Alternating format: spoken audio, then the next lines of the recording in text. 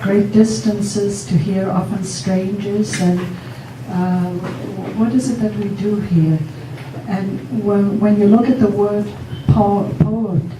poetry, it's from the Greek poesis, meaning to do something, to create something, and poetria, the Latin word, which is connected to geography. And I thought, wow, what an interesting connection.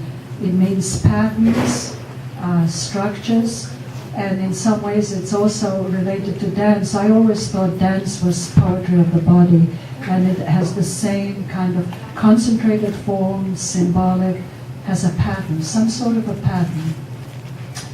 And it's also defined, this is the Oxford English Dictionary, a composition in verse or metrical form, expression of something beautiful and elevated. Of course, that would leave out a lot of modern poetry, but nevertheless, we have the tradition. There's rhythm involved in what it is we compose. And what I like, the definition I like most, is that poetry is what the poet does. It's the work, the art of the poet.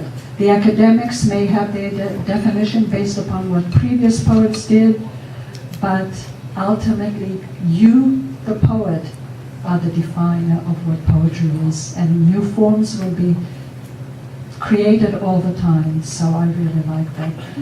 And I think I will just read a short poem by Hakim Sanai. He's lived in Afghanistan in the 12th century when Persians were constantly invading and looting the country. So I was thinking, gee, nothing new. Things don't change much.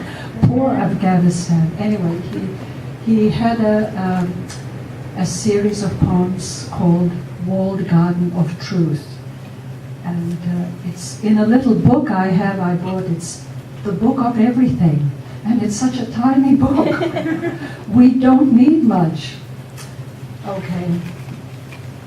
Belief brings me close to you, but only to the door.